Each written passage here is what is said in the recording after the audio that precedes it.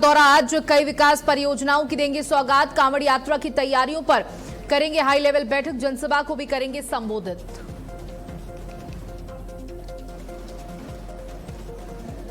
UP को मिले 29 नए आईएएस अफसर। 29 पीसीएस अफसरों को प्रमोट कर बनाया गया आईएएस। नियुक्ति विभाग ने जारी किए प्रमोशन के आदेश।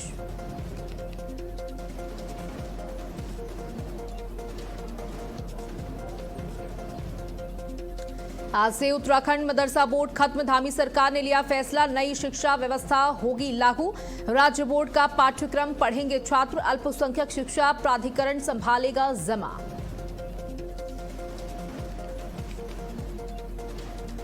उन्नाव में बस और कार की जोरदार टक्कर। हादसे में कार सवार 5 लोगों की मौत हुई, कई घायल। घायलों को इलाज जारी। सीएम योगी ने मामले का संज्ञान लिया, हर संभव मदद का आश्वासन दिया।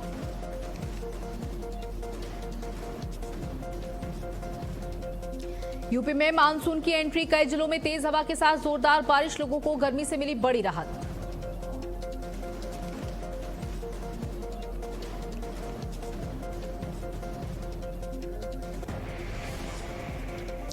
नमस्कार, आप देख रहे हैं भारत अपडेट। मैं हूं आपके साथ सौम्य अवस्थी। बुलेटिन की शुरुआत करेंगे बड़ी खबर के साथ, जहां चढ़ावा चोरी मामले से जुड़ी बड़ी खबर सामने आ रही है।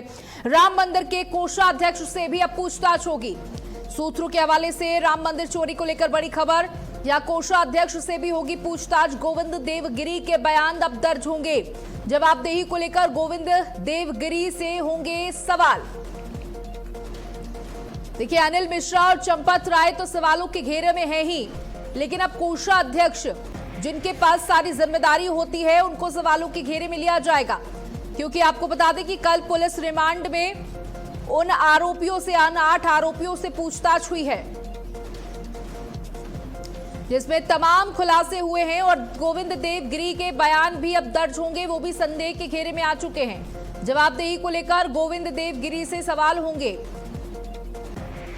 क्योंकि ये सब बड़े पदों पर आसीन थे और इनकी जानकारी के बगैर कोई भी व्यक्ति अंदर ना आ सकता था, ना अंदर से बाहर जा सकता था। और देखिए, लगातार सवाल ये भी खड़े हो रहे हैं कि सिर्फ चंपत राय और अनिल मिश्रा पर ही सवाल क्यों किए जा रहे हैं, जबकि पूरे ट्रस्ट की मिलीभगत है। पूरे ट्रस्ट के हर एक सदस्य से सवाल खड़े करने चाहिए। राम मंदिर के कोषाध्यक्ष से भी पूछताछ होगी। और ये बड़ी खबर आपको दे दें, जहां गोविंद देवगिरी के बयान होंगे दर्ज। मंदिर ट्रस्ट में अंधेर गर्दी देखने को मिल रही है। एक के बाद एक परतें खुलती जा रही हैं, जहां जांच तेज हो चुकी है। चंपत राय से सवाल जवाब किए तो कई सवालों के वो जवाब तो दे पाए, लेकिन कई के जवाब नहीं दे पाए। और चंपत राय का साफ तौर पर कहना है कि अयोध्या से कलंक लेकर तो नहीं जाऊंगा। मुझे नहीं पता था कि टिन्नू यादव पर भरोसा करना इतना भारी पड़ जाएगा। वो भरोसा तोड़ेगा, इसका विश्वास नहीं था।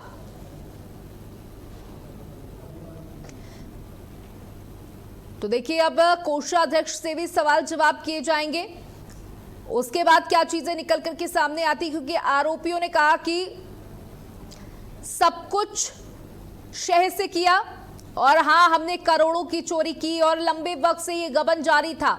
देखिए, आरोपी ये स्वीकार कर चुके हैं कि करोड़ों की चोरी हुई है।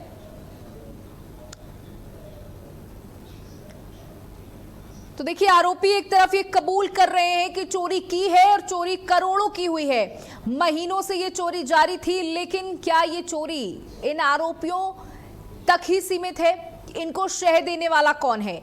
वहीं एक तरफ चंपत राय साफ तौर पर ये कह रहे हैं कि विश्वास नहीं था कि टिन्नू यादव, जिसको इतनी बड़ी जिम्मेदारी दी गई, बहुत भरोसामंद इंसान समझ करके वो इतना बड़ा अपराध कर देगा, इतनी बड़ी चोरी कर देगा। प्रवीण कुमार हमारे साथ, हमारे सहयोगी जुड़ चुके हैं अयोध्या से। प्रवीण, देखिए, एक के बाद एक जो है वो परत खुलती चली जा रही है। चंपत राय सवालों के घेरे में थे। अनिल मिश्रा का भी नाम अब देखिए सामने आया है कल की पूछताछ के बाद, कि उनसे भी अब पूछताछ और तेजी के साथ बढ़ाई जाएगी। और कोषाध्यक्ष भी अब सवालों के घेरे में आ चुके हैं, यानी कि पूरा का पूरा ट्रस्ट।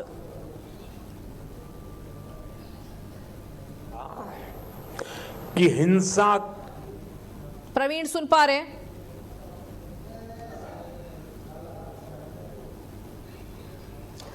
हमारे सहयोगी के पास आवाज नहीं पहुंच रही है, उनसे संपर्क साधने की कोशिश करेंगे, लेकिन उससे पहले इस पूरे मामले पर आपको अपडेट देते जाएं, जहां ये पूरा मामला देखिए और पेचीदा होता चला जा रहा है, क्योंकि एक के बाद एक आरोप खुल रहे हैं। देखिए ये बात तक सामने आई कि सीसीटीवी बंद नहीं कर सकते थे, इसलिए उसके ऊपर टूथपेस्ट लगा दिया कि रिकॉर्डिंग हो ना पाए, सब कुछ ब्लर हो जाए। बहुत ही शातिर तरीके से चोरी की गई। देखिए एसबीआई के कई कर्मचारी भी इसमें शामिल बताए जा रहे हैं, उनके पास भी पैसा पहुंचता था। देखिए इतना बड़ा मंदिर है, इतने करोड़ों का चढ़ावा आता है, एक व्यक्ति इसमें दोषी नहीं हो सकता।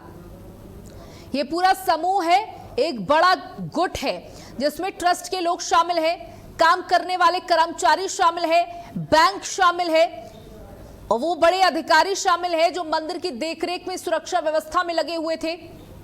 हर कोई संदेह के घेरे में है। आरएमओ का तबादला कर दिया गया गोरखपुर, जो 17 साल से अयोध्या में तैनात थे। भाई क्यों उनका तबादला किया गया? चंपत राय महामंत्री हैं ट्रस्ट के, जिसको चाहते थे उसको नौकरी पर लगा देते थे, जिसको चाहते थे उसको निकाल देते थे। उनकी इजाजत के बिना मंदिर परिसर में एक पत्ता नहीं हिलता था। क्या आता था, क्या जाता था, सबकी निगरानी उनके पास थी। देखिए आरोपियों ने यह भी बताया कि टिन्नू यादव को बहुत बड़ी भूमिका में रखा गया था। उसके पास कोषागृह की कक्ष की चाबी तक थी। एक ड्राइवर की हैसियत रखने वाला व्यक्ति, जिसकी तनख्वाह महज 15 से 20 हजार रुपए होगी, उसके पास करोड़ों की संपत्ति कैसे आ जाती है? और ये जो आरोपी हैं, जिसमें लवकुश मिश्रा जैसे लोग शामिल हैं, उनके पास कहां से इतनी संपत्ति आई? वो भी महज 1 से 1.5 साल के अंदर।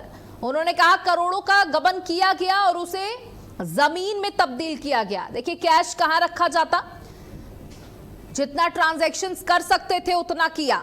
जिस पर संदेह के घेरे में आ जाते थे उसमें जमीन खरीद डाली, कभी अपनी पत्नी के नाम पर, कभी अपने पिता के नाम पर। प्रवीण, एक के बाद एक देखिए परतें खुलती चली जा रही हैं। चंपत राय सवालों के घेरे में है और ये कह रहे हैं कि भैया मैंने तो विश्वास किया था, मेरे साथ तो खुद विश्वासघात हो गया और मेरे ऊपर जो सवाल खड़े करे जा रहे हैं, मैं ये कलंक लेकर अयोध्या से नहीं जाऊंगा। अब कोषाध्यक्ष से भी सवाल किए जाएंगे, अनिल मिश्रा से भी सवाल किए जाएंगे। निश्चित तौर पर आस्था से जुड़े राम मंदिर का जो कहीं ना कहीं चंदा चोरी का मामला प्रकाश में हुआ है, जिस प्रकार से उत्तर प्रदेश के मुखिया योगी आदित्यनाथ ने उत्तर प्रदेश सहित पूरे हिंदू समाज यानी पूरे सनातन धर्म को यह आश्वासन दिया था कि आप बिल्कुल चिंता न करिए, जिसने जितना अपराध किया है उसको उतना दंडित किया जाएगा, कोई बचेगा नहीं। एसआईटी की रिपोर्ट आने दीजिए, उसके बाद कार्रवाई शुरू हो जाएगी। देखने को भी वही मिला कि जैसे ही एसआईटी की रिपोर्ट मिलती है, तुरंत एफआईआर पंजीकृत होता है और उसके बाद 8 लोगों की गिरफ्तारी होती है। जितनी तेजी से जांच चल रही है, उतनी तेजी से कहीं ना कहीं बड़े बड़े घोटाले सामने आ रहे हैं और लगातार पूछताछ और जांच का दायरा बढ़ता चला जा रहा है।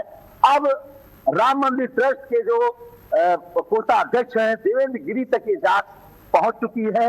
उनसे बातचीत होगी, उनका जो है उनसे तमाम सवाल किए जाएंगे, क्योंकि चंदा चोरी का जो आरोप लगातार लग रहा है और लगातार जो पूछताछ का दायरा बढ़ रहा है, उसमें चूंकि ये राम मंदिर ट्रस्ट के कोषाध्यक्ष हैं गोविंद देवगिरी और उनका जो मेमू जो एसबीआई बैंक से उनका जो मेमू साइन हुआ है, उसमें मेमू के हस्ताक्षर में इनका साइन है। यानी ट्रस्ट का और जो एसबीआई बैंक का जो एक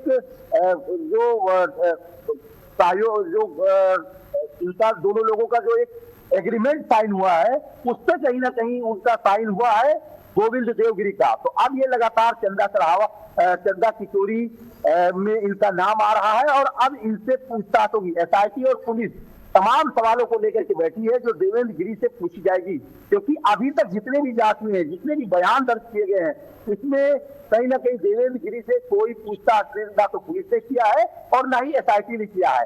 तो ये सबसे बड़ी बात है और ये अहम कड़ी कहीं ना कहीं एक कड़ी के बाद कड़ी जुड़ती चली जा रही है। तमाम लोग जो है प्रॉपर्टी में इन्वेस्ट किए हैं, सोने में इन्वेस्ट किए हैं, तमाम चीजें अपने नाक पात और अपने घर के लोगों से खरीदारी कर रखी है। तो तमाम ऐसा नाम है जो निकल करके धीरे धीरे आ रहा है। लोगों का क्योंकि भरोसा है, एक विश्वास के ऊपर इनको विश्वासघात किया गया है।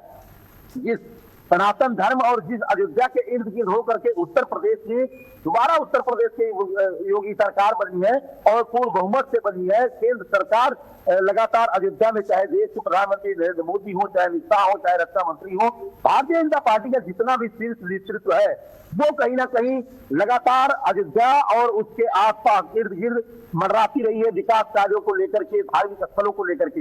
लेकिन अब उस अयोध्या चोरी पर कहीं ना कहीं अयोध्या के चंदा चोरी पर एक बहुत बड़ा सवालिया निशान खड़ा हुआ है। तमाम लोग आरोपी लगातार बन रहे हैं। एसआईटी अपनी जांच कर रही है, एक के बाद एक चीजें सामने आ रही है, क्योंकि आप से मैं ये जानना चाहूंगी, अयोध्या वासियों में भी बहुत गुस्सा है। वो चाहते हैं कि चंपत राय जैसे लोग तुरंत अयोध्या छोड़ करके जाएं, और इसी के साथ साथ देखिए वहां के बार काउंसिल तक ने ये फैसला ले लिया है कि आरोपियों के केस नहीं लड़े जाएंगे। तो साफ तौर पर आम जनता में सबसे ज्यादा गुस्सा देखा जा रहा है। और अभी जो डेटा निकल करके सामने आया है उसके हिसाब से ऐसा माना जा रहा है कि, हालांकि इस बात की कोई पुष्टि नहीं है, लेकिन ऐसा माना जा रहा है कि अब जो व्यक्ति वहां पर दर्शन के लिए पहुंचता था, जो अपनी श्रद्धा से 1100 रुपए का दान देता था, उसने अब उसे दान को 200 रुपए कर दिया है, क्योंकि उसे विश्वास नहीं है कि जो ये दान वो दे रहा है वो मंदिर के निर्माण में लगेगा या किसी की जेब में जाएगा। निश्चित तौर पे सोम्या, जिस तरीके से एक बहुत बड़ा राम मंदिर यानी सनातन धर्म को लेकर के जिस तरीके से भारतीय जनता पार्टी लगातार सनातनियों को एक करने की बात कर रही थी, अयोध्या मथुरा काशी को जोड़ने की बात कर रही थी, उन्हीं सनातनियों के ऊपर के जिलों को एक बहुत बड़ा ठेस लगा है। लेकिन आपको बता दें कि विश्व हिंदू परिषद में जो वकील है, जो वहां के जो अयोध्या के जो बार काउंसिल के लोग हैं, उनको इस तरीके से जो उन्होंने कहा उस पर कड़ी आपत्ति दर्ज कराई है। उन्होंने साफ तौर पर कहा है कि न्यायालय अभी इनके ऊपर आरोप लगा है, यानी कि आरोप सिद्ध नहीं हुआ है, तो जब तक आरोप सिद्ध ना हो जाए तब तक किसी को आरोपी नहीं माना जाएगा। वहीं जो धर्माचार्य हैं उन्होंने कहा है कि हम धर्म दंड तोड़ देंगे। चंपत राय शुरू से ही अयोध्या के लिए लड़ाई लड़ना हो, चाहे संघर्ष करना हो, चाहे चंदा इकट्ठा करना हो, उसको लेकर के चंपत राय ने बहुत बड़ा अपना त्याग किया है, बलिदान किया है। तो ऐसे में चंपत राय के ऊपर तुरंत आरोप लगा देना और बिना किसी जांच के फैसला दे देना, ये भी गलत है। तो कहीं ना कहीं दोनों पहलू हैं। एक तरफ तो चंपत राय की भी बात हो रही है, चंपत राय के मेहनत की बात हो रही है, उन्हें संघर्ष की बात हो रही है, और राम मंदिर के संघर्षों का जो चंपत राय का एक तरफ संघर्ष है जिसको लेकर उन्हें लगातार उनकी पीठ थपथपाई जाती रही है, उनका नाम चर्चा में रहा है, इसीलिए इतनी बड़ी शायद उनको जिम्मेदारी सौंपी गई थी, क्योंकि वो एक विश्वसनीय व्यक्ति थे। लेकिन उनकी देखरेख में देखिए इतनी करोड़ों का गबन सामने आया है, तो चोरी भी होगी और संदेह भी किया जाएगा, सवाल भी खड़े किए जाएंगे। बहुत बहुत शुक्रिया हमारे साथ जुड़ने के लिए, जानकारियां साझा करने के लिए। चलिए आगे बढ़ते हैं, जहां समाजवादी प्रमुख अखिलेश यादव का जन्मदिन, सीएम योगी ने अखिलेश यादव को दी बधाई। पूर्व सीएम अखिलेश यादव को जन्मदिन की बधाई देते हुए उन्होंने कहा कि प्रभु श्री राम से आरोग्यता दीर्घायु की प्रार्थना करता हूं। तो समाजवादी पार्टी के मुखिया अखिलेश यादव का जन्मदिन है और समाजवादी पार्टी के लोग, कार्यकर्ता, समर्थक अखिलेश यादव का जन्मदिन बड़ी धूमधाम के साथ मना रहे हैं। उत्तर प्रदेश के पूर्व मुख्यमंत्री रह चुके हैं अखिलेश यादव। मुलायम सिंह यादव के बेटे अखिलेश यादव, उनका आज जन्मदिन है। बड़ी धूमधाम के साथ उनके लोग, उनके सदस्य, समाजवादी पार्टी के सदस्य, नेता, समर्थक सभी उनका जन्मदिन मना रहे हैं। वहीं योगी आदित्यनाथ ने भी अखिलेश यादव को बधाई देते हुए कहा कि आप हमेशा स्वस्थ रहें, दीर्घायु रहें, प्रभु श्री राम से यही कामना है। तो प्रभु श्री राम से आपके लिए आरोग्यता, दीर्घायु की प्रार्थना करता हूं। योगी आदित्यनाथ ने पूर्व मुख्यमंत्री अखिलेश यादव को जन्मदिन की शुभकामनाएं दी।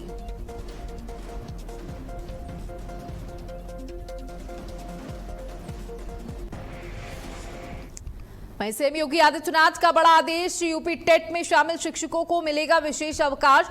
2 से 4 जुलाई तक होनी है परीक्षा। काफी समय से शिक्षक कर रहे थे परीक्षा की मांग। शिक्षक संगठनों ने सीएम के निर्णय का स्वागत किया। तो ये बड़ी जानकारी आप तक पहुंचा दे, जहां सीएम योगी आदित्यनाथ ने बड़ा आदेश देते हुए ये ऐलान कर दिया है कि यूपी टेट में शामिल शिक्षकों को विशेष अवकाश मिलेगा। 2 से 4 जुलाई तक परीक्षा होनी है। लंबे समय से शिक्षक इस परीक्षा की मांग कर रहे थे और अब जब परीक्षा हो रही है तो सीएम के निर्णय का सभी ने स्वागत किया है। शिक्षक संगठनों ने सीएम के निर्णय का किया स्वागत। सीएम ने निर्णय का स्वागत करते हुए 2 से 4 तारीख तक परीक्षा होनी है और विशेष अवकाश की बात कही है योगी आदित्यनाथ ने।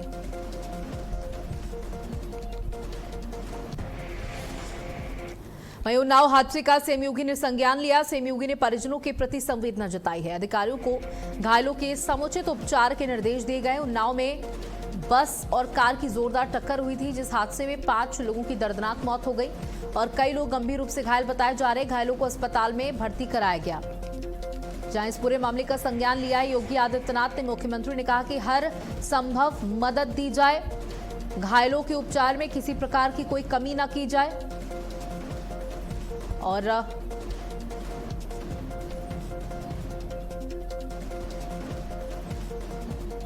तो अधिकारियों को घायलों के समुचित इलाज के दिशा निर्देश दिए गए। उन्नाव में हुई थी बस और कार की जोरदार टक्कर, 5 लोगों की दर्दनाक मौत हो गई थी। कई लोग गंभीर रूप से घायल हो गए हैं, जिनका इलाज जारी है। मुख्यमंत्री का साफ तौर पर निर्देश, कोताही ना बरती जाए, घायलों को अस्पताल में उच्च स्तरीय इलाज मुहैया कराया जाए। साथ ही जिन लोगों की मृत्यु हो गई है उनको लेकर दुख जताया है। मुख्यमंत्री ने श्रद्धांजलि अर्पित करते हुए उनके परिवार को इस दुख की घड़ी में मजबूत रहने के लिए कहा है। मुख्यमंत्री ने इस पूरे मामले में संज्ञान लेते हुए सभी घायलों को उच्च स्तरीय इलाज मुहैया कराने के निर्देश जारी कर दिए हैं। किसी भी तरीके की कोताही न बरती जाए, इसके निर्देश दिए मुख्यमंत्री योगी आदित्यनाथ ने और मृतकों के परिजनों को ढांढस से बंधाते हुए मुख्यमंत्री ने दुख जताया है। अधिकारियों को घायलों को समुचित इलाज के निर्देश दिए हैं। किसी प्रकार की कोई कोताही ना बरती जाए, इसके लिए साफ निर्देश दिए गए हैं।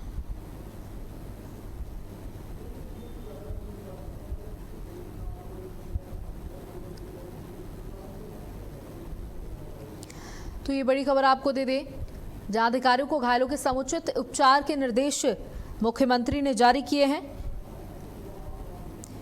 कोई कोताही ना बरती जाए।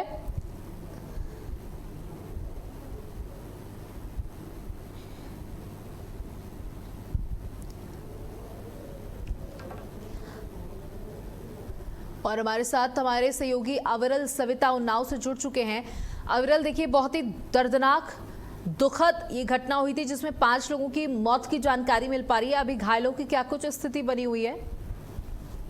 उन्नाव के बांगरमऊ थाना क्षेत्र के अंतर्गत आगरा लखनऊ एक्सप्रेसवे पर 230.800 किलोमीटर संख्या के पास में ये करीब सुबह 4:30 बजे ये हादसा हुआ था, जिसमें बताया जा रहा है कि जो एसी स्लीपर जो बस थी वो अनियंत्रित होकर के खाई में जा गिरी थी और उसी के साथ ही साथ जो आर्टिगा कार आ रही थी उसको भी उसकी चपेट में, जिसमें आर्टिगा कार में सवार 5 लोगों की दर्दनाक मौके पर ही मौत हो गई, जबकि 4 बस के यात्री और कार के 4 यात्री गंभीर रूप से घायल हैं, जिनको पुलिस के द्वारा और एम्बुलेंस के द्वारा जो है बांगरमऊ सीएचसी ले जाया गया था, जहां पर हालत गंभीर देखते हुए जिला अस्पताल रेफर कर दिया गया। जी बिल्कुल, देखिए, मुख्यमंत्री ने भी इस पूरे मामले में संज्ञान लेते हुए घायलों को उच्च स्तरीय जांच की बात कही है।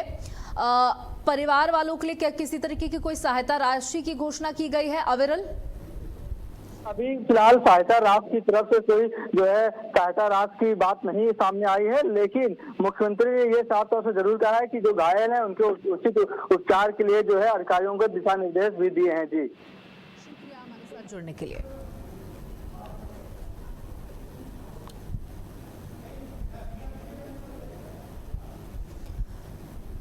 और अब खबर वाराणसी से है, जहां दाल मंडी में शुरू हुआ मस्जिदों का ध्वस्तीकरण। चौड़ीकरण के तहत किया जा रहा ध्वस्तीकरण। आज 4 मस्जिदों पर ध्वस्तीकरण की कार्रवाई, कड़ी सुरक्षा के बीच गिराई जा रही मस्जिदें। तो ये बड़ी खबर आपको दे दें, जहां मस्जिदों को गिराने का काम शुरू हो चुका है। कड़ी सुरक्षा के बीच गिराई जा रही मस्जिदें। आज 4 मस्जिदों को ध्वस्त किया जाएगा। चौड़ीकरण के तहत ध्वस्तीकरण की कार्रवाई की जा रही है। दाल मंडी में शुरू हुआ मस्जिदों का ध्वस्तीकरण।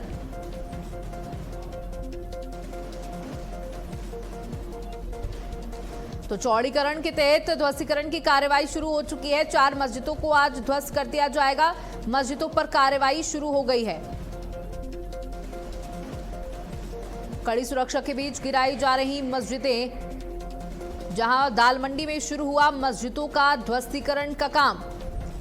देखिए, लंबे वक्त से ये काम चल रहा है। कई मकानों को ध्वस्त किया गया है, कई मस्जिद भी इसकी चपेट में आई है। और देखिए, पहले से ही नोटिस जारी कर दिया गया था सभी को। सभी ने अपने अपने मकानों को खाली कर दिया, दुकानों को खाली कर दिया। मस्जिदों की बारी थी जिस पर ये फैसला लिया गया था कि त्योहार निकलने के बाद मस्जिदों को गिराया जाएगा। पहले बकरीद का त्योहार, उसके बाद मुहर्रम के त्योहार के बाद ही मस्जिद को ढहाया जाएगा, ध्वस्त किया जाएगा। मस्जिद 4 मस्जिद को गिराने की बात यहां पर सामने आ रही है। ध्वस्तीकरण की कार्रवाई तेजी के साथ चल रही है। चौड़ीकरण को लेकर के ये कार्रवाई की जा रही है। बता दें कि सड़क चौड़ीकरण को लेकर ये कार्रवाई जारी है। कड़ी सुरक्षा के बीच ये कार्रवाई जारी है। वाराणसी में के दाल मंडी में शुरू हुआ मस्जिदों का ध्वस्तीकरण, चौड़ीकरण के तहत किया जा रहा ध्वस्तीकरण।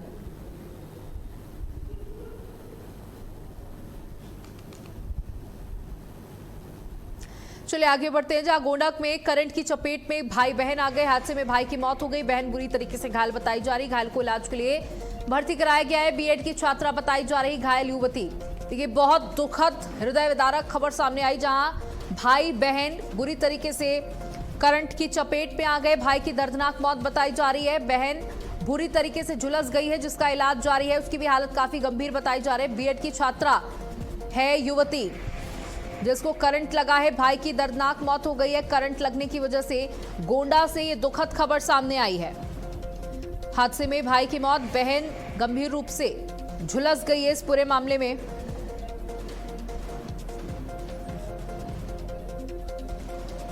बड़ी खबर आपको दे दें, जहां करंट की चपेट में आए भाई और बहन।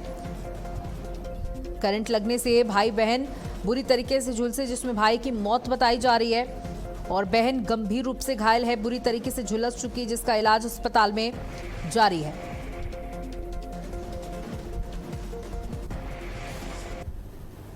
तो करंट की चपेट में आए भाई बहन, परिवार वालों में कोहराम मच गया।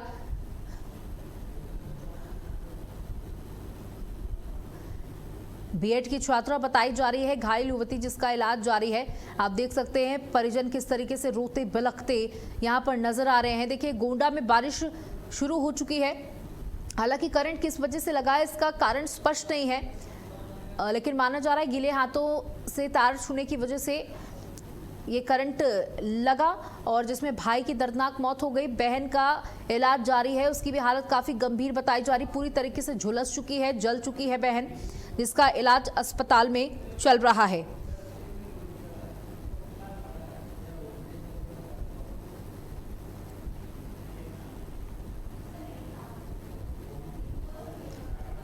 तो बीएड की छात्रा बताई जा रही घायल युवती,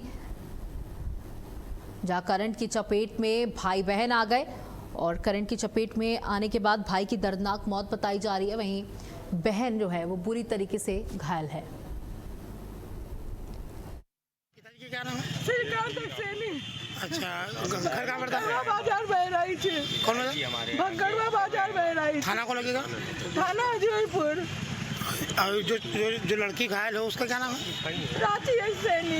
आपकी लड़की है ना? हमारी लड़की है। ये दोनों आए थे यहाँ पेपर देने बीएड का? पेपर देने आए थे, स्कूल के तरफ बारिश हो रही थी, खड़े हो के वही करंट मार दिया दोनों को। पता नहीं कौन लाए बेचारे, तो उनका बेचारे यहाँ जिला अस्पताल में लायक दिए तो इलाज चला। उसके बाद लड़का मृत घोषित कर दी। हम लड़का शकलो नहीं देखे, चील घर पहुँच गवा लड़का। अब तक हमें लड़का शकल नहीं देखा। आपके क्या नाम है माता जी? हमारा नाम पूर्णा देवी है। पिताजी दो लोग आए थे, जिसमें से एक लड़का था जिसका ब्लॉड मतलब पहले एक बार कर गया था, उसकी बॉडी में रखवा दी थी। और उसके साथ एक लड़के की जो शायद बहन है, उसकी उम्र 22 साल थी और उसका नाम प्रीति था, प्राची था। कैसे डेथ हुई है, क्या है प्रथम दृष्टया क्या लगा? उसका मतलब शॉक लगने से हुआ है, बता रहे हैं जो इलेक्ट्रिक शॉक लगने की वजह से हुआ है। लड़की को तो ठीक थी लेकिन स्टेबल थी, लेकिन हमने स्टेबल करके उसको लखनऊ के लिए रेफर कर दिया है और जो लड़का था वो एक्सपायर कर गया। अच्छा, कितने बजे मेडिकल कॉलेज लाया गया था दोनों लोगों को? लड़के वाले को 7 बजे उसको लाया गया था। कहाँ के रहने वाले बताए जा रहे हैं लोग? पढ़ाई वाले रोड पे बताया जा रहा था, उसका मतलब पता नहीं चल पाया। दो लोग आए थे। खबर मिर्जापुर से है, जहां पुलिस को बड़ी कामयाबी हाथ लगी है, जहां ठगी करने वाले 5 आरोपियों को गिरफ्तार कर लिया गया। शादी के नाम पर आरोपी ठगी करते थे। देखिए, बड़ा गिरोह चल रहा था, जहां ठगी करने वाले 5 आरोपियों को गिरफ्तार कर लिया गया। शादी के नाम पर ठगी करते थे, लोगों को लूटने का काम करते थे और फरार हो जाते थे। ठगी करने वाले 5 आरोपियों की गिरफ्तारी की गई। पुलिस को बड़ी कामयाबी हाथ लगी है। मिर्जापुर में ये गिरोह चल रहा था। ठगी करने वाले 5 आरोपियों को गिरफ्तार कर लिया गया। शादी के नाम पर आरोपी करते थे ठगी। देखिए, पहले पूरा माहौल बनाते थे, शादी तय करते थे और उसके बाद ठग करके लोगों को फरार हो जाते थे। इसमें एक लुटेरी दुल्हन भी शामिल थी जो शादी करती थी और शादी होते ही गहने लेकर फरार हो जाती थी। पुलिस को इस गिरोह का काफी लंबे वक्त से इंतजार था कि कब ये पुलिस के चुंगल में फंसे। लंबे वक्त से इंतजार कर रही थी पुलिस इस बात का। शादी के नाम पर आरोपी ठगी करते थे। आप देख सकते हैं 2 से 3 पुरुष हैं और एक महिला इस गिरोह में शामिल है। टोटल 5 व्यक्ति हैं, जिसमें 2 महिलाएं 3 पुरुष शामिल हैं। लोगों को बेवकूफ बनाते थे और शादी का झांसा देकर उन्हें लूटते थे। चलिए आगे बढ़ते। जहां सोनभद्र में पहाड़ी नाले में नहाने उतरे 3 लड़के अचानक आए तेज बहाव की चपेट में आ गए, जिसमें एक युवक को मौके पर मौजूद लोगों ने बचा लिया, जबकि 2 युवक बह गए। वहीं रेस्क्यू के दौरान एक युवक का शव बरामद कर लिया गया, जबकि दूसरे की तलाश अभी भी जारी बताई जा रही है।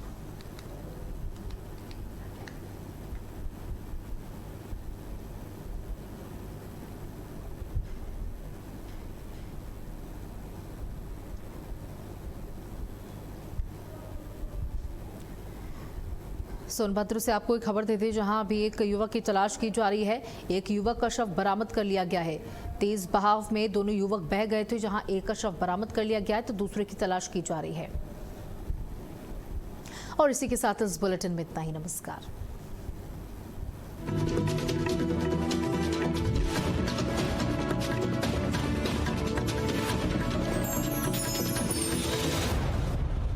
जब हर मुद्दे को ब्लैक एंड व्हाइट बताया जाएगा, तब सच के बाकी रंग कौन दिखाएगा? जल्द आ रहा है सिर्फ भारत अपडेट पर। समाचार जगत में सफलता सिर्फ खबरों से नहीं, बल्कि मजबूत संचालन और दूरदर्शी नेतृत्व से बनती है। दामिनी महौर, भारत अपडेट की डायरेक्टर न्यूज ऑपरेशंस, जो हर दिन चैनल की रफ्तार को नई दिशा देती हैं। न्यूज ऑपरेशंस की हर बारीकी पर उनकी गहरी पकड़ और निर्णयों में उनकी सटीकता भारत अपडेट को विश्वसनीयता की नई ऊंचाइयों तक ले जा रही हैं। समन्वय, अनुशासन और नेतृत्व, इन तीनों का अद्भुत संगम है दामिनी महौर। उनकी कार्यशैली सिर्फ प्रबंधन नहीं, बल्कि पूरी टीम के लिए प्रेरणा है। आज भारत अपडेट की सफलता में उनकी मेहनत, दूरदृष्टि और समर्पण की मजबूत छाप है। दामिनी महौर एक ऐसा नेतृत्व जो खबरों को सिर्फ संचालित नहीं, बल्कि उन्हें प्रभावशाली पहचान देता है। जब हर मुद्दे को ब्लैक एंड व्हाइट बताया जाएगा, तब सच के बाकी रंग कौन दिखाएगा? जल्द आ रहा है सिर्फ भारत अपडेट पर। समाचार जगत में सफलता सिर्फ खबरों से नहीं, बल्कि मजबूत संचालन और दूरदर्शी नेतृत्व से बनती है। दामिनी महौर, भारत अपडेट की डायरेक्टर न्यूज ऑपरेशंस, जो हर दिन चैनल की रफ्तार को नई दिशा देती हैं। न्यूज ऑपरेशंस की हर बारीकी पर उनकी गहरी पकड़ और निर्णयों में उनकी सटीकता भारत अपडेट को विश्वसनीयता की नई ऊंचाइयों तक ले जा रही हैं। समन्वय, अनुशासन और नेतृत्व, इन तीनों का अद्भुत संगम है दामिनी महौर। उनकी कार्यशैली सिर्फ प्रबंधन नहीं, बल्कि पूरी टीम के लिए प्रेरणा है। आज भारत अपडेट की सफलता में उनकी मेहनत, दूरदृष्टि और समर्पण की मजबूत छाप है। दामिनी महौर एक ऐसा नेतृत्व जो खबरों को सिर्फ संचालित नहीं, बल्कि उन्हें प्रभावशाली पहचान देता है।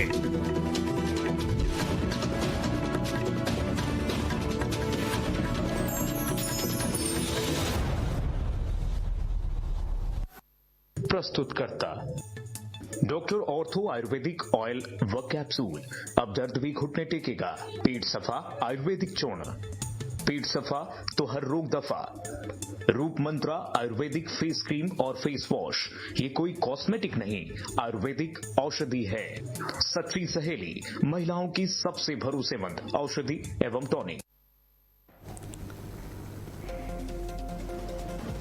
सीएम योगी का सहारनपुर दौरा आज, कई विकास परियोजनाओं की बड़ी सौगात देंगे। कांवड़ यात्रा की तैयारियों पर करेंगे हाई लेवल बैठक, जनसभा को भी संबोधित करेंगे मुख्यमंत्री।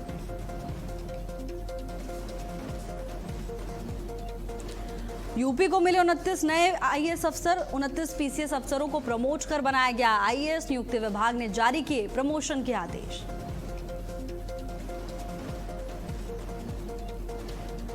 आज से उत्तराखंड मदरसा बोर्ड खत्म, धामी सरकार ने लिया बड़ा फैसला। नई शिक्षा व्यवस्था लागू होगी, राज्य बोर्ड का पाठ्यक्रम पढ़ेंगे छात्र। अल्पसंख्यक शिक्षा प्राधिकरण जिम्मा संभालेगा।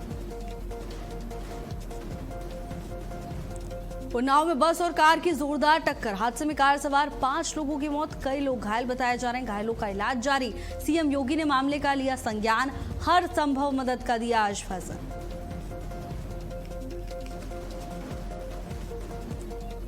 यूपी में मॉनसून ने दी दस्तक, कई जिलों में तेज हवा के साथ जोरदार बारिश, लोगों को गर्मी से राहत मिली।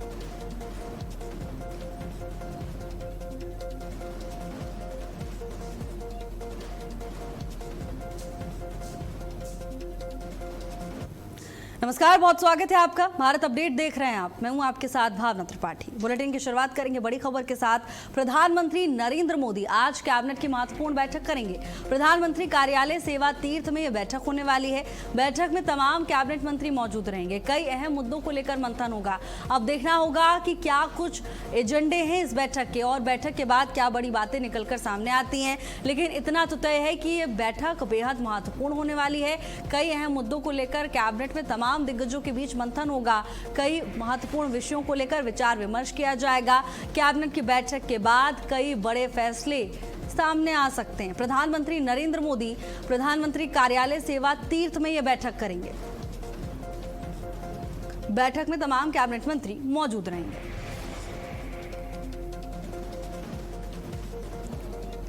प्रधानमंत्री कार्यालय में महत्वपूर्ण मंथन होगा। प्रधानमंत्री कार्यालय सेवा तीर्थ में कैबिनेट की एक खास बैठक होने वाली। बताया जा रहा है कि कई बड़े फैसले बैठक के दौरान लिए जा सकते हैं। कई अहम मुद्दों को लेकर मंथन संभव है। क्या कुछ एजेंडे हैं इस बैठक के और क्या बड़े फैसले बैठक के बाद दिए जाते हैं, किन चीजों पर सहमति बनती है कैबिनेट के बीच, इस पर हमारी नजर रहेगी। बहरहाल प्रधानमंत्री नरेंद्र मोदी आज ये महत्वपूर्ण मंथन करने वाले हैं। प्रधानमंत्री कार्यालय सेवा तीर्थ में बैठक होगी। पीएम मोदी की आज कैबिनेट बैठक।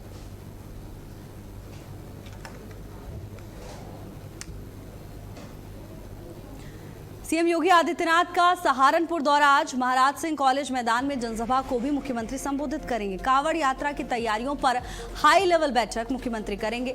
कानून व्यवस्था और विकास कार्यों पर मंथन होगा। जनप्रतिनिधियों से भी सीधा संवाद करेंगे सीएम योगी आदित्यनाथ। मुख्यमंत्री के दौरे को लेकर प्रशासन पूरी तरह से हाई अलर्ट पर है। कांवड़ यात्रा की तैयारियों को लेकर प्रशासन की ओर से तमाम इंतजाम अब धीरे धीरे पूरे किए जा रहे हैं और मुख्यमंत्री योगी आदित्यनाथ तमाम तैयारियों का जायजा लेंगे।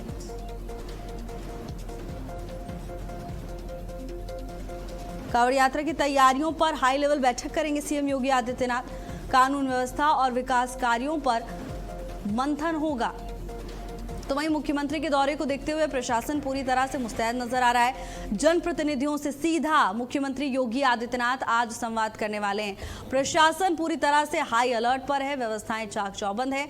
महाराज सिंह कॉलेज मैदान में जनसभा को संबोधित करते हुए सीएम योगी आदित्यनाथ नजर आएंगे और बताया यह भी जा रहा है कि हो सकता है बड़ी सौगात मुख्यमंत्री की ओर से आज जनता को दी जाए।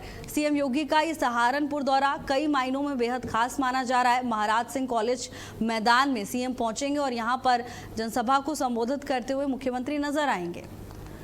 साथ ही कांवड़ यात्रा की तैयारियों को लेकर एक हाई लेवल बैठक होने वाली है।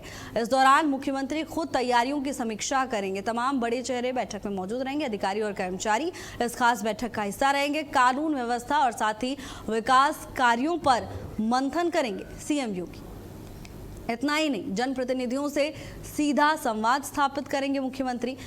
वहीं मुख्यमंत्री के आगमन को देखते हुए, मुख्यमंत्री के दौरे को देखते हुए प्रशासन पूरी तरह से अलर्ट मोड पर। और एक बड़ी और अच्छी खबर सामने आ रही है, कमर्शियल एलपीजी सिलेंडर अब सस्ते हो गए। 183.50 रुपए सस्ता हुआ है सिलेंडर। आज से नई कीमतें लागू होंगी। घरेलू एलपीजी सिलेंडर की कीमत में बदलाव नहीं हुआ है।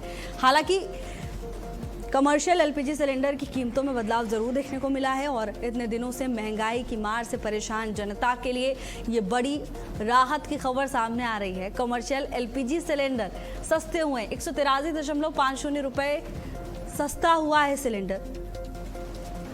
बीते कई दिनों से लगातार महंगाई बढ़ती जा रही थी, लोगों की जेब पर भारी असर पड़ रहा था, लेकिन अब ये बड़ी जानकारी, बड़ा अपडेट सामने आ रहा है।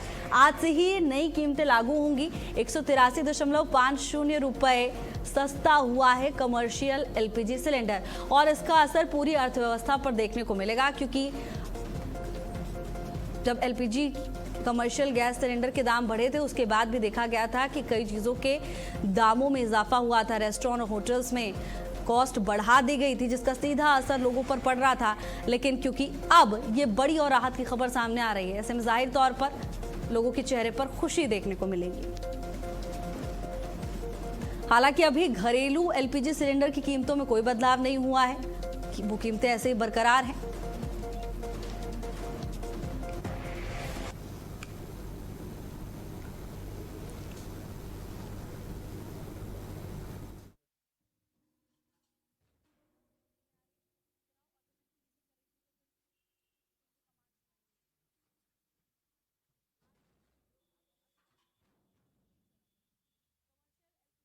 सस्ता हुआ है, 183.50 रुपए सस्ता हुआ है सिलेंडर। आज से ही ये नई कीमतें लागू होंगी।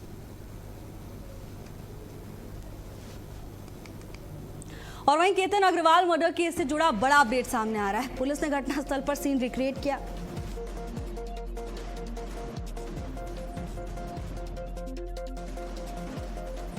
खाई में पुतला फेंककर सीन रिक्रिएट किया गया है। आरोपी चेतन से घटना वाली जगह पर पूछताछ भी की गई है। पहले सिया को लेकर सीन रिक्रिएशन किया गया था और अब आरोपी चेतन से घटना वाली जगह पर पूछताछ की गई। तो देखिए, लगातार पूरे मामले को लेकर गहनता से जांच पड़ताल में प्रशासन जुटा हुआ है। केतन अग्रवाल मर्डर केस से जुड़ा ये बड़ा अपडेट सामने आ रहा है। पुलिस ने घटनास्थल पर सीन रिक्रिएट किया है। खाई में पुतला फेंककर सीन रिक्रिएट किया गया।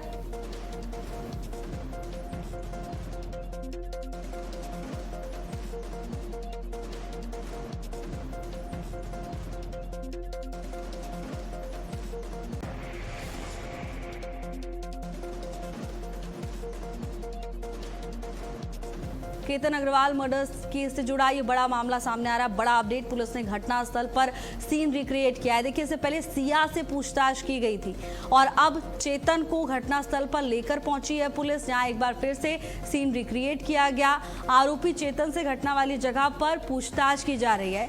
इससे पहले सिया को लेकर सीन रिक्रिएशन मौके पर किया गया था और अब हर एक एंगल से पूरे मामले की जांच पड़ताल में प्रशासन जुटा हुआ है। गहनता से एक एक डॉट कनेक्ट करने का काम किया जा रहा है। खाई में पुतला फेंककर सीन रिक्रिएट किया गया।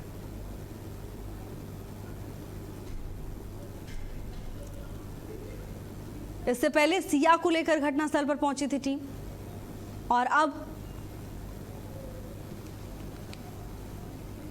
खबर दिल्ली से सामने आ रही है, जहां नजफगढ़ में बिल्डिंग में भीषण आग लगने से हड़कंप मच गया। आग लगने से इलाके में अफरा तफरी मच गई। मामले की जानकारी मिलने पर फायर ब्रिगेड की गाड़ियां मौके पर पहुंची। कड़ी मशक्कत के बाद आग पर काबू पाया गया। दिल्ली के नजफगढ़ का यह पूरा मामला बताया जा रहा है। अचानक भीषण आग लगने से हड़कंप मच गया। मामले की जानकारी मिलने पर फायर ब्रिगेड की गाड़ियां मौके पर पहुंची और कड़ी मशक्कत के बाद आग पर काबू पाया है। हालांकि आग कैसे लगी इसको लेकर अब तक कोई जानकारी सामने नहीं आई है, जांच का विषय है। लेकिन भीषण आग लगने से क्षेत्र में अफरा तफरी मच गई। भारी संख्या में लोग मौके पर इकट्ठा हुए। क्षेत्र में तनाव की स्थिति देखने को मिली। मामले की जानकारी मिलने पर दमकल की टीम मौके पर पहुंची और आग पर काबू पाया गया। तमाम तस्वीरें देखिए, भयावह तस्वीरें मौके से सामने आई, जहां आग की चपेट में इमारत आ गई। हालांकि आग कैसे लगी इसको लेकर अब तक कोई पुख्ता जानकारी सामने नहीं आई है। ये अभी जांच का विषय है कि आग लगने का कारण आखिर है क्या। लेकिन इमारत बुरी तरह से आग की चपेट में आ गई। मामले की जानकारी जैसे ही फायर विभाग को मिली, दमकल की गाड़ियां मौके पर पहुंची और कड़ी मशक्कत के बाद इस भयंकर आग पर काबू पाया जा सका। अगर थोड़ा समय और लग जाता तो यह हादसा और भी बड़ा हो सकता था। आसपास की और भी इमारतें इस आग की चपेट में आ सकती थी। लेकिन राहत की बात ये रही, संतोषजनक बात ये रही कि समय पर पहुंच गई फायर ब्रिगेड की टीम और आग पर काबू पाया। हालांकि कड़ी मशक्कत दमकल को भी करनी पड़ी। दिल्ली के नजफगढ़ का पूरा मामला बताया जा रहा है। अचानक इमारत में भीषण आग लगने से हड़कंप मच गया। आग लगने से क्षेत्र में अफरा तफरी मच गई। धुएं का गुब्बार आसमान में उठता हुआ दिखाई दे रहा है। पूरी इमारत आग की चपेट में आ गई। मामले की सूचना मिलने पर दमकल की टीम मौके पर पहुंची और कड़ी मशक्कत के बाद टीम ने स्थिति पर काबू पाया। अगर थोड़ा समय और लग जाता टीम को पहुंचने में, आग पर काबू पाने में, तो यह हादसा और ज़्यादा बड़ा हो सकता था। हालांकि कैसे लगी ये आग, इसको लेकर अब तक कोई जानकारी सामने नहीं आई है। प्रशासन इसको लेकर जांच पड़ताल कर रहा है। गहनता से पूरे मामले को लेकर जांच की जा रही है। लेकिन ये तमाम तस्वीरें मौके से। देश भर में मानसून की एंट्री हो चुकी है। वहीं महाराष्ट्र के कई इलाकों में भी बारिश की वजह से जनजीवन अस्त व्यस्त हो चुका है।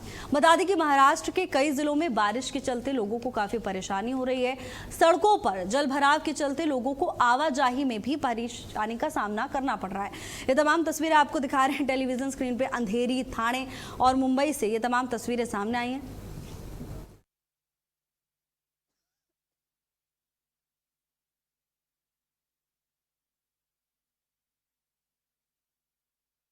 तस्वीरें देखिए टेलीविजन स्क्रीन पर। अंधेरी, ठाणे और मुंबई से तमाम तस्वीरें सामने आ रही हैं। पहली तस्वीर अंधेरी से है, जहां भारी बारिश के चलते पूरी सड़क जलमग्न हो गई है और इसी रास्ते से लोगों को गुजरना पड़ रहा है। दूसरी तस्वीर ठाणे से है, जहां बारिश की वजह से मौसम सुहाना तो नजर आ रहा है, लेकिन बारिश की वजह से जनजीवन अस्त व्यस्त नजर आ रहा है। जलमग्न सड़कें और इन्हीं सड़कों के बीच से लोगों को होकर गुजरना पड़ रहा है। सड़क पूरी तरह से तालाब में तब्दील हो चुकी हैं। तस्वीरें इस बात की गवाही दे रही हैं कि किस तरह से लोगों को बारिश ने राहत गर्मी से तो दिलाई है, लेकिन दूसरी तरफ रोजमर्रा की जिंदगी उनकी किस कदर प्रभावित हुई है वो तस्वीरों में साफ देख सकते हैं। तीसरी तस्वीर मुंबई से।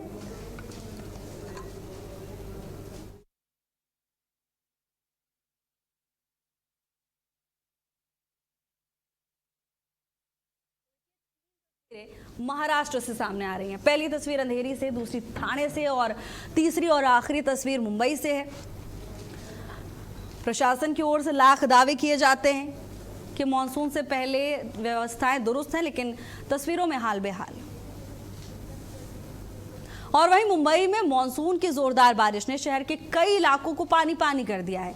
मुंबई में सड़कें तालाब बन गई हैं, जिसके चलते ट्रैफिक ठप हो गया है। लोगों को घरों से निकलने में परेशानी का सामना करना पड़ रहा है। तमाम तस्वीरें देखिए किस तरह वाहन सड़कों पर रेंगते हुए नजर आ रहे हैं। ये वही सड़कें हैं जहां पूरी रफ्तार के साथ वाहन सड़क पर दौड़ते हैं, लेकिन बारिश की वजह से क्षेत्र का ये हाल है कि लोगों को घंटों जाम में फंसे रहना पड़ रहा है। सड़कों पर गाड़ियों की लंबी कतारें देखने को मिली।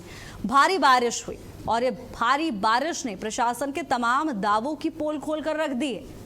अभी तो मॉनसून ने केवल दस्तक दी है। आप सोचिए जब सीजन पीक पर होगा तो क्या हाल होगा मुंबई का।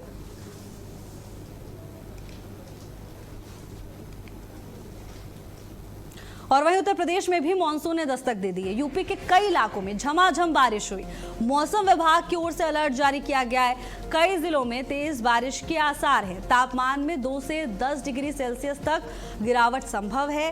बारिश की वजह से लोगों को गर्मी से राहत मिलेगी। तो देखिए उत्तर प्रदेश में मानसून ने दस्तक दे दी है। मानसून की एंट्री हो चुकी है उत्तर प्रदेश में और भीषण गर्मी से इस बारिश ने लोगों को राहत पहुंचाई है।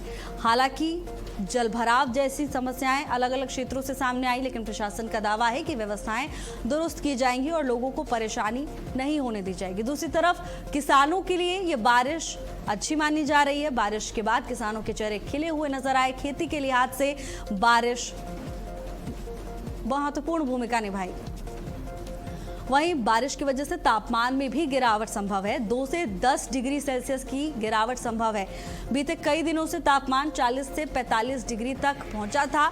हालत तो ये भी हो गई थी कि तापमान 45 डिग्री के पार जा पहुंचा था और ये झेलना लोगों के लिए मुश्किल हो रहा था। जनजीवन अस्त व्यस्त हो गया था। लेकिन अब बारिश के बाद लोगों को इस भीषण गर्मी से राहत मिली है। यूपी के कई इलाकों में तेज बारिश हुई। हालांकि मौसम विभाग ने अलर्ट जारी किया है और सतर्क रहने की अपील की है, लेकिन दूसरी तरफ लोगों को भीषण गर्मी से राहत मिली, जिसके बाद सभी के चेहरे खिले हुए नजर आए। किसानों के लिए भी ये बारिश अच्छी बताई जा रही है। लेकिन मौसम के इस बदलाव के दौरान अपने स्वास्थ्य का ख्याल रखना बहुत ज़रूरी है, क्योंकि जब मौसम में बदलाव होता है तो बीमारियां चपेट में ले लेती हैं।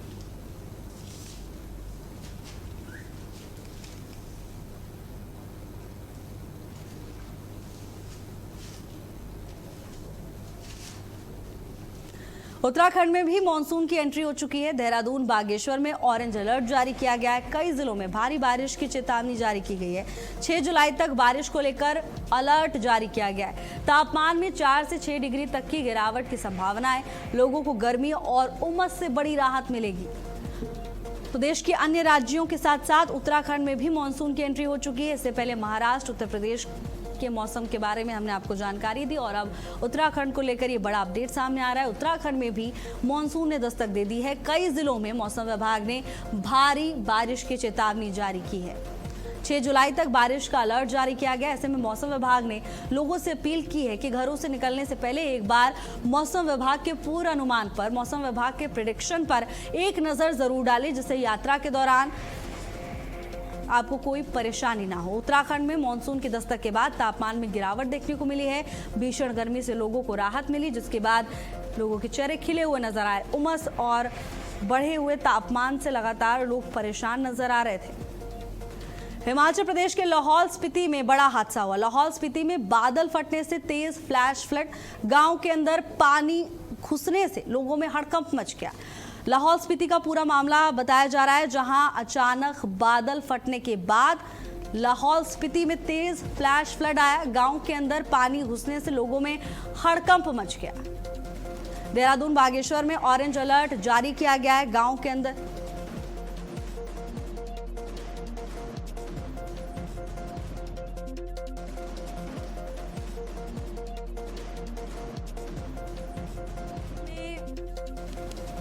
तेज फ्लैश फ्लड आने से हड़कंप मच गया। गांव के अंदर पानी घुसने से अफरा तफरी मची।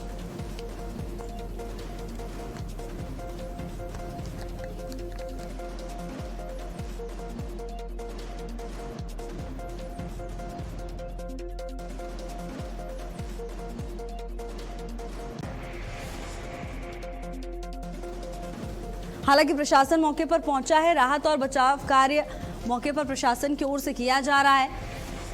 गांव के अंदर पानी घुसने से क्षेत्र में हड़कंप मच गया। मौके से तमाम तस्वीरें भी आपको दिखा रहे हैं। देखिए किस तरह तेज फ्लैश फ्लड आने के बाद पूरे क्षेत्र में अफरा तफरी का माहौल देखने को मिला है। हालांकि मौके पर लोगों की मदद के लिए प्रशासन पहुंचा। राहत और बचाव का कार्य किया जा रहा है। लोगों को सुरक्षित दूसरे क्षेत्र में पहुंचाने का काम प्रशासन कर रहा है। लेकिन अचानक आई इस प्राकृतिक आपदा के बाद क्षेत्र में लोग दहशत में दिखाई दे।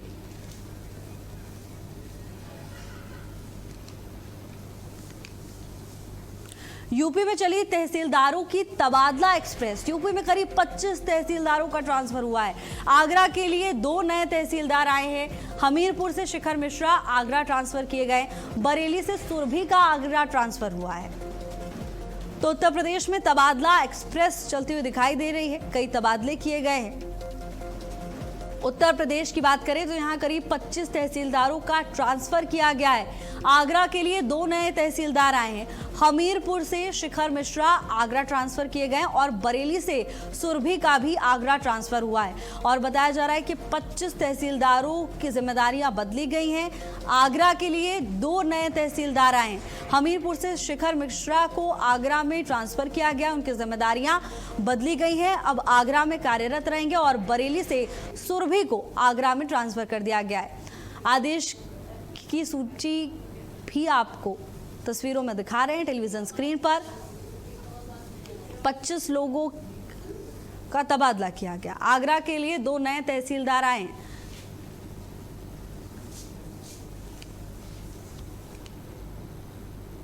और वहीं बांदा में पुरानी रंजिश के चलते दिन दहाड़े एक महिला की गोली मारकर हत्या कर दी गई। महिला अपने पति के साथ बाइक से मायके जा रही थी, तभी दबंगों ने रास्ता रोककर फायरिंग कर दी। गोली महिला के पैर में लगी है, जिससे वो गंभीर रूप से घायल हो गई। जिला अस्पताल में प्राथमिक उपचार के बाद मेडिकल कॉलेज रेफर कर दिया गया है। महिला ने आरोप लगाया कि पुराने विवाद में पहले कार्रवाई नहीं होने से आरोपियों के हौसले बुलंद थे। फिलहाल पुलिस इस पूरे मामले को लेकर जांच पड़ताल कर रही है। आरोपियों की तलाश में प्रशासन जुटा हुआ है, लेकिन इस घटना के बाद पुलिस की कार्यशैली पर सवाल उठने लगे हैं। दिन दहाड़े महिला को गोली मार दी गई। फायरिंग की इस घटना के बाद क्षेत्र में हड़कंप मच गया। पीड़ितों का कहना है कि पुलिस को मामले की शिकायत सौंपी गई। अब बहरहाल पुलिस पूरे मामले को लेकर गहनता से जांच पड़ताल कर रही है, लेकिन बांदा में बदमाशों के हौसले बुलंद नजर आ रहे हैं। महिला का कहना है कि पुराने विवाद में शिकायत की गई थी, पहले कार्रवाई नहीं हुई और यही कारण है कि आरोपियों के हौसले और बुलंद होते जा रहे हैं। अब अपराधियों को, बदमाशों को प्रशासन का कोई डर नहीं है। वहीं पाकिस्तान के लाहौर में बड़ा हादसा हुआ। ट्यूशन पढ़ रहे बच्चों पर छत भरभरा कर गिर गई। हादसे में 14 बच्चों की मौत की खबर है। 20 से ज्यादा लोग घायल बताए जा रहे हैं। घायलों को इलाज के लिए अस्पताल में भर्ती कराया गया है। मामले को लेकर जांच पड़ताल की जा रही है। तस्वीरें देखिए कैसे बच्चे ट्यूशन यहाँ पर पढ़ रहे थे और अचानक दीवार गिर गई।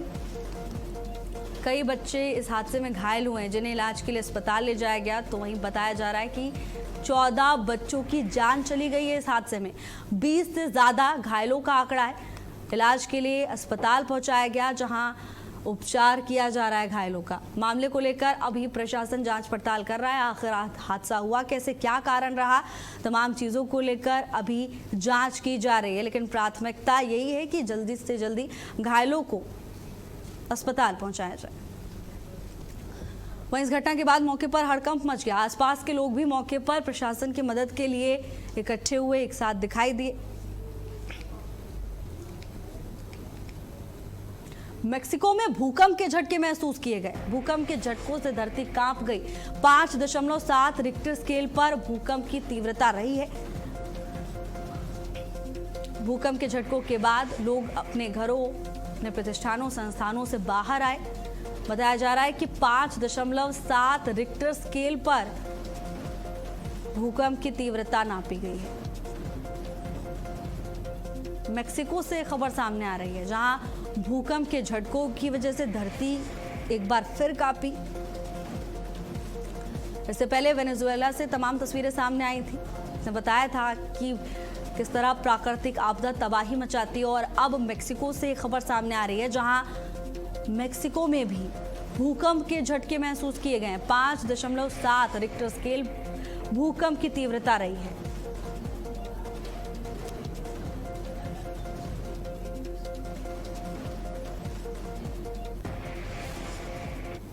फिलहाल के लिए मेरे साथ बस इतना ही। देश और दुनिया की तमाम बड़ी खबरों के लिए देखते रहिए भारत अपडेट। नमस्कार।